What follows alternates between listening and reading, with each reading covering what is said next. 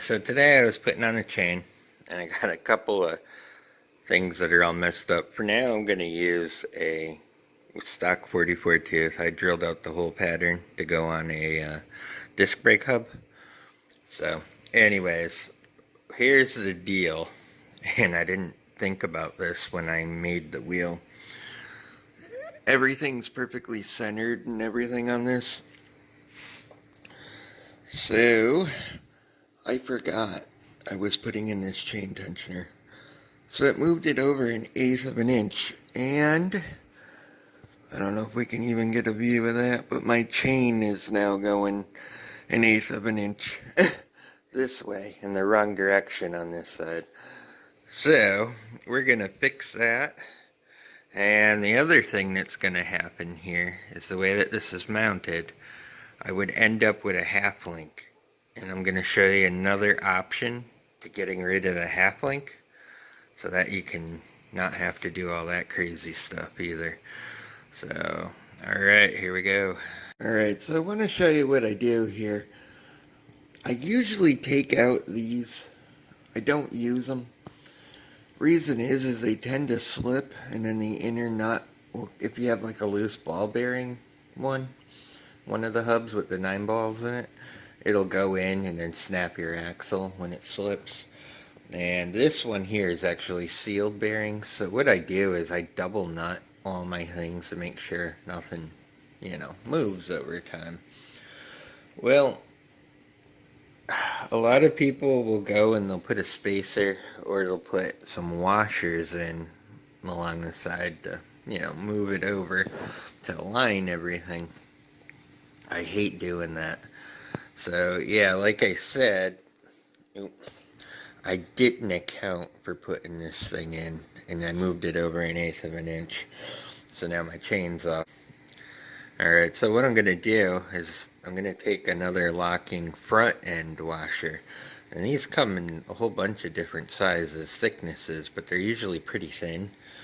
And I like to just lock it up against the other nuts. I really don't like using washers and don't like using these because they just tend to slip, loosen up over time, and you end up with a broken shaft when they finally, pull themselves together.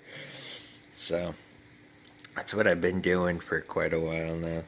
So I'm going to take this off, put my nut on there. It'll move it over, everything will be in line, and we'll be good to go.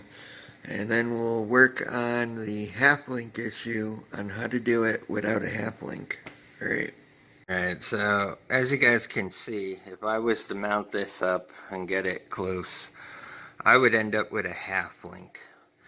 Now there's an alternative to this. You can either move this engine up and down a little and take up the slack, but if you got it to where, it sits correctly, because you really want these mounts to be flush, to your pipes and stuff, the way that they're contoured on the engine. So there is a way to fix this without screwing up everything or using a half link. So here we go. Let me show you what I got.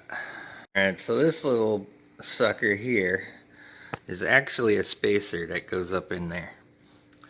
And you can buy these, I think they come in a 1/16, an 1/8, and 3/16 sizes.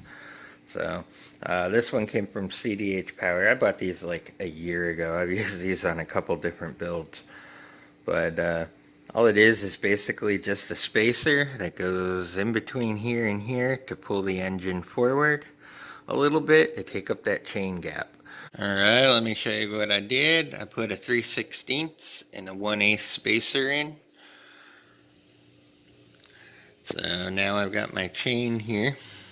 I'm going to try and do this one-handed, but we should be right at where I need to be to break this link right here now and be able to put my chain on without a half link. So let me get to that and I'll be right back. Alright guys, so I just put those spacers in. It's all tightened up. Let's see how we did. Bam, just like that. Alright, well, let me get the master link in here. One-handed. Alright, let me go get the clip on and let's see how this is. It's a little slack, but I can still move my wheel back some, so give me 1 minute. Guys, I wanted to note something too. The open end of your clip you want facing that way, and the closed end going into the engine and around. Since it's going this way, these clips are directional, and I see if I can focus on it. There you go. So the open end is here, closed end on this side going into the engine. So just make a note of that, because a lot of people put this on backwards and then it just like comes flying off. So, alright. That's it. It is on. Everything's aligned. I don't have to do the half link because of those little spacers right there. I bought those at CDH Power probably 6 months ago, guys, so I have no idea if you can find them and stuff right now. I got them on eBay a while back. It was like engine mount spacers or something crazy like that. Honestly, couldn't tell you. I was looking for a link. I cannot find one. I had someone the other day when I was putting this on, doing the mount down here, about the cables, and I spent like 3 hours trying to find the damn cables. Posted the exact cables I ended up finding, so I like really appreciate you went out of your way to post that. It's so funny too, because probably an hour after you posted that, I started looking for them, and I go and look at comments, and there it is, and I'm like, damn. That would have saved a lot of time, so do appreciate that. So anyways, yeah, we got this all on. I'm going to just adjust that a little bit, and we should be good to go with that. Waiting on the cables. I'm waiting on jets for the carb. And in a couple days here, I'm going to cut that pipe I have apart.